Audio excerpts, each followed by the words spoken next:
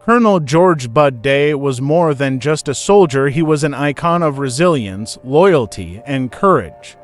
From humble beginnings in Iowa to the grueling jungles and prison camps of Vietnam, Bud Day's story is one of remarkable strength and sacrifice. His journey as a POW and his dedication to veterans' rights left an indelible mark on American history. Join us as we dive into the life of a man whose unbreakable spirit continues to inspire long after the battles have ended.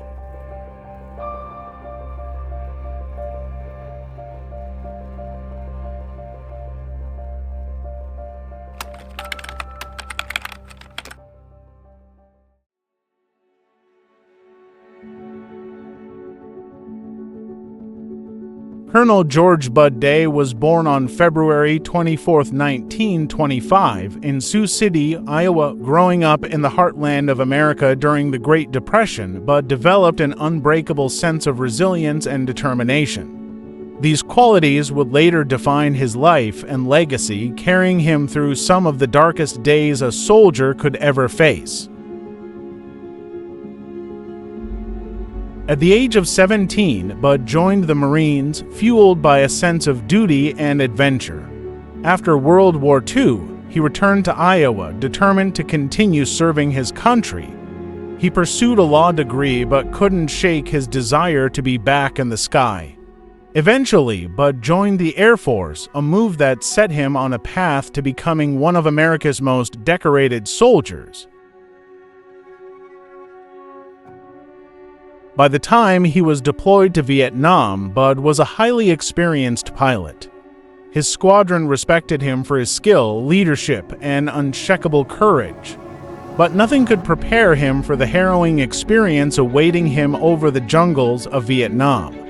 In August 1967, Bud was flying a dangerous mission over North Vietnam when enemy forces spotted his plane. Anti-aircraft fire erupted from the ground below, turning the sky into a blazing inferno. Bud maneuvered his jet skillfully, but the plane couldn't withstand the assault. A round hit, and in seconds, his aircraft spiraled out of control, plummeting toward the jungle below. With no time to think, Bud ejected, hurtling towards the dense trees. He landed roughly, his parachute catching in the branches.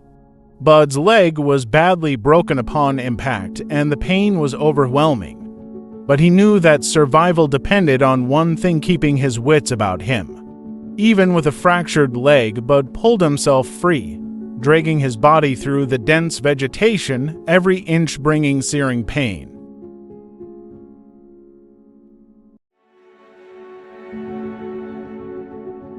Hours passed as Bud tried to evade capture, inching forward in a desperate crawl.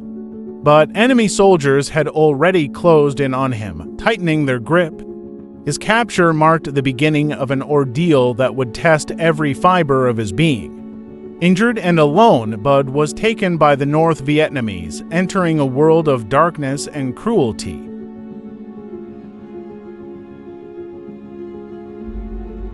Over the following weeks, Bud was transported from one prison camp to another, each facility a brutal reminder of the war's unforgiving nature. His captors showed no mercy, relentlessly questioning him and attempting to extract valuable military information. But Bud's spirit was unbreakable. He endured the interrogations with a stoic silence, refusing to betray his comrades. In time, Bud was sent to the notorious Hanoi Hilton, a prison known for its brutal conditions. Here, the torture intensified, and every day became a struggle for survival. The guards beat him mercilessly, depriving him of food and water, yet Bud never gave them what they wanted. His mind became his fortress, a place where he held on to memories of home and freedom. Isolation was a weapon used against him, but Bud found a way to resist. Using a covert tapping code, he communicated with other prisoners, reminding them they were not alone. This secret form of communication became a lifeline for Bud and his fellow soldiers, a reminder that even in darkness, they shared a bond of resilience. One night, Bud managed a daring escape, dragging his injured leg through miles of jungle. With every painful step, he pushed forward, driven by sheer will. But the freedom was short-lived. He was recaptured, and the punishment that followed was severe. The guards made sure he felt every moment of agony, trying to break his spirit.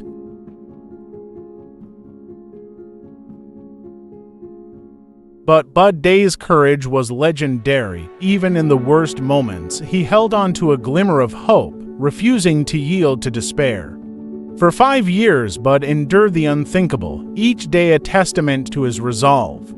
His name became a symbol of American resilience, a story of unbreakable strength under unimaginable pressure. When Bud was finally released in 1973, he returned to a hero's welcome. Though his body bore the scars of captivity, his spirit remained intact. Bud's journey through hell had only strengthened his resolve to live with honor.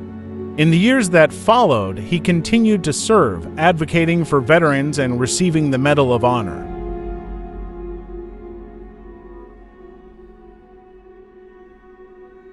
Bud Day's legacy was cemented in the annals of American military history.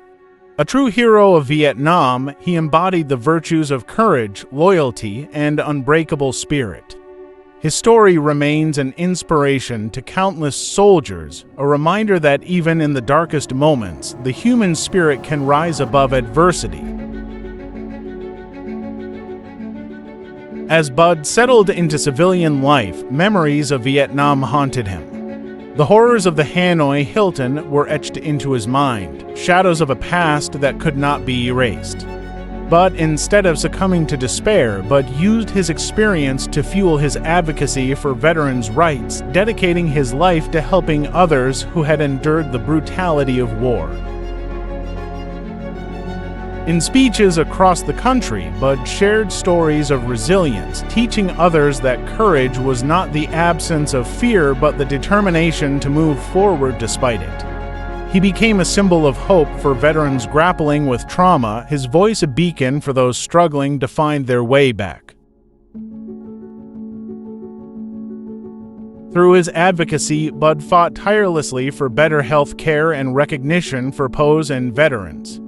He refused to let his fellow soldiers be forgotten, pushing for reforms and support systems that would honor their sacrifices.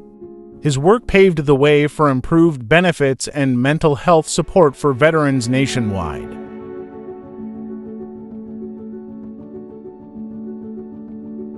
But Bud's battles were far from over. Physical injuries from his time in captivity took a toll on his health, and he endured years of pain and surgeries. Yet, his determination to serve others never wavered. Even as his body grew weaker, his mind remained sharp, focused on the mission to protect his fellow servicemen. One of Bud's most notable achievements was his role in the Supreme Court case Day v. United States. In the late 1970s, he took on the government, challenging cuts to military retirement benefits. Bud's fight wasn't just about benefits, it was about honor and loyalty to the men who had served alongside him. Despite the setbacks and legal battles, Bud persevered. The case highlighted his commitment to justice, further cementing his status as a hero. He won the respect of soldiers and civilians alike, showing that one man could make a difference, even against the might of bureaucracy. As the years passed, Bud's body bore the scars of his battles, both in war and at home. But he found strength in his family, especially his wife, Doris, who had waited for him faithfully during his years as a POW. Together, they embodied a love that had survived the trials of war, a bond forged in resilience and loyalty. In his later years, Bud continued sharing his story, reminding younger generations of the cost of freedom. He became a mentor to many, passing on the values he had lived by: courage, honor, and an unwavering sense of duty. His words inspired countless people, reminding them that strength came from within. In 2013, Bud Day passed away at the age of 88. His death marked the end of an era, the loss of a true American hero. Yet, his legacy lived on, a testament to the power of the human spirit.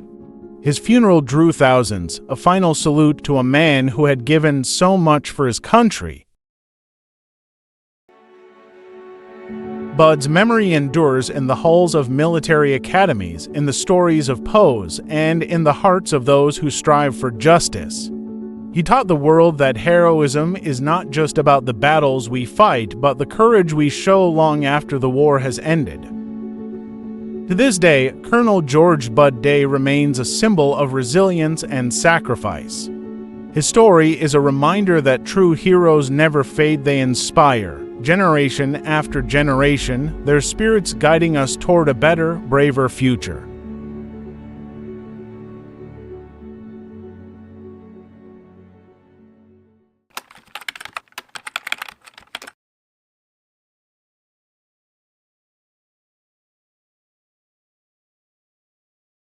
Hey everyone, welcome back. Ready for a deep dive that's, well, a little bit different. Different good, I hope. Oh, definitely. Today we're looking at Colonel Bud Day.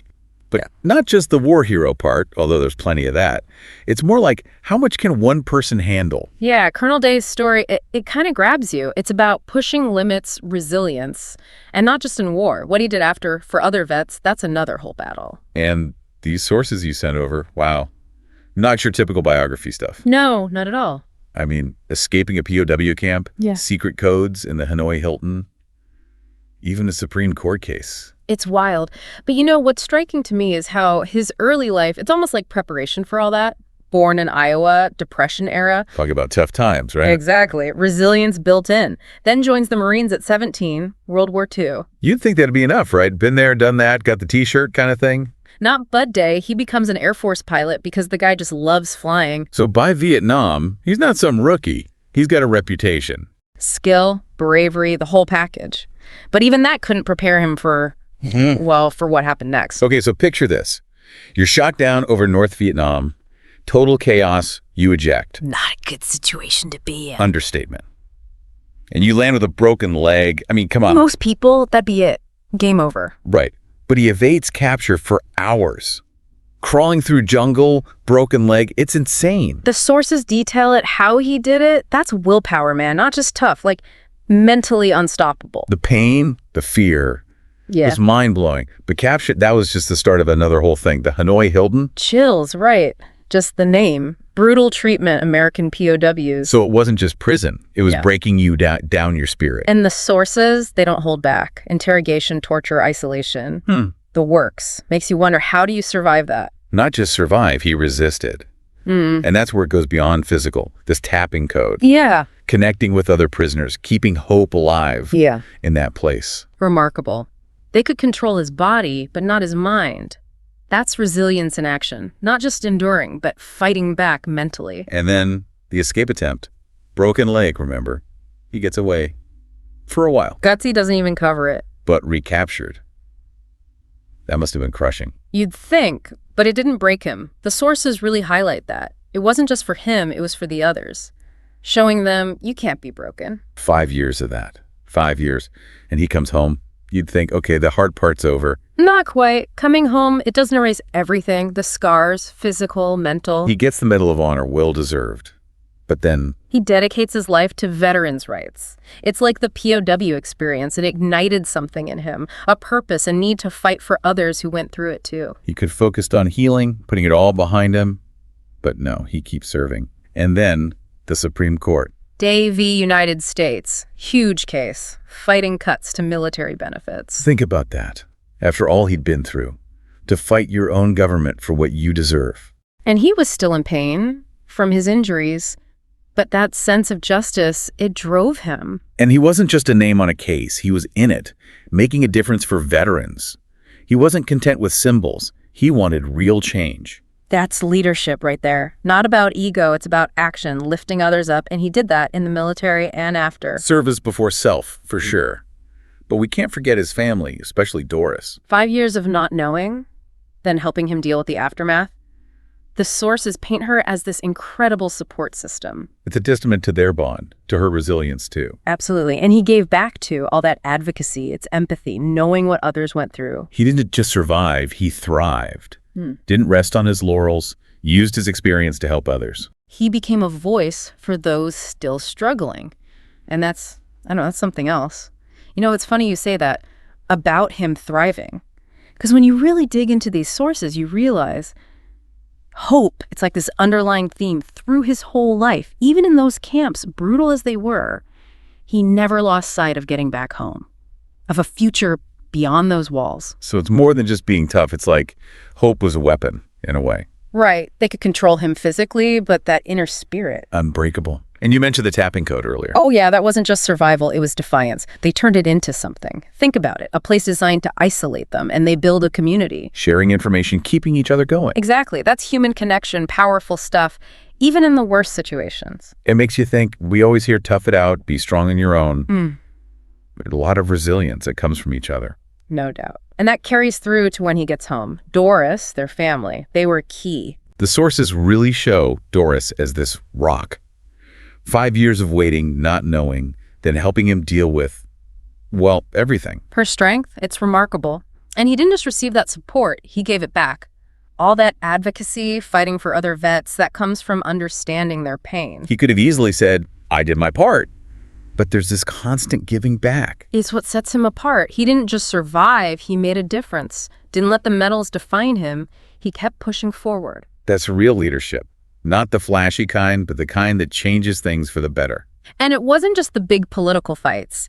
He mentored younger folks, shared his story, honestly, warts and all. He wanted to inspire, to show them strength can come from anywhere. His whole life, it's like a testament to overcoming, not just enduring, but growing from hardship. It's an amazing thing how one life can be so full of ups and downs, but still have such impact. We've talked about courage, resilience, his dedication to others, and we've only scratched the surface. That's what I love about these deep dives. We're not just skimming the surface, we're really digging into the depths of a human life. And it's not just history, it's about the human condition, the stuff we all deal with. Absolutely. It reminds us that no matter how tough it gets, we can not just survive, but truly flourish. And that's something worth holding on to. We've got more to uncover about Colonel Day, more insights to find. So let's dive back in. We've been through so much with Colonel Day already, from Iowa to those POW years, the legal battles. It's like, where'd the guy find the strength? We've talked about duty, loyalty, but there's got to be something deeper fueling that resilience. Oh, absolutely. It's like a core set of values, something that was always there. And digging into the sources, one thing that jumps out is faith. This belief in something bigger, giving him purpose even in the darkest times. It's interesting how those beliefs we form early on, they can be such an anchor when things go sideways, like a framework for understanding the world, finding meaning in the tough stuff. Right. And for Colonel Day, faith wasn't just like passive. It shaped his actions, how he treated others, that commitment to service. Like a moral compass guiding him through war and everything that came after. It's easy to focus on the big stuff, the escape, the Hanoi Hilton, but those are just the outward signs. There was this internal battle going on too against despair, cynicism. And that's where his story, it becomes something we can all relate to, because we all have those battles, even if they're not literal war. Those moments where it's easier to just give in, doubt yourself. But Colonel Day shows us there's a choice, choosing hope, even when it's tough. Finding purpose when things feel meaningless, and using those experiences, even the painful ones, to grow, to help others. It's like a reminder, resilience isn't something you're born with. It's a muscle. You build it up through tough times. And it starts with choosing hope, being grateful, connecting with people who get it, who want to make things better. That sums up his legacy perfectly. Not just remembering what he did, but taking those values, living them ourselves. Even in everyday life, it's a challenge. So as you listen to this, think about it. What sticks with you about Colonel Day? What inspires you? And how can you apply those lessons, that resilience, in your own life? Big questions, right? We've just scratched the surface, but hopefully this deep dive, it makes you want to learn more about Colonel Day, about other heroes who faced the unimaginable and came out stronger. Because their stories, they show us that even in darkness, the human spirit, it can find hope, resilience. It can leave a mark on the world. And that's worth remembering, worth sharing. And on that note, we'll leave you with one last thought. How will you choose hope? How will you choose resilience? Until next time, keep exploring, keep learning, keep diving deep.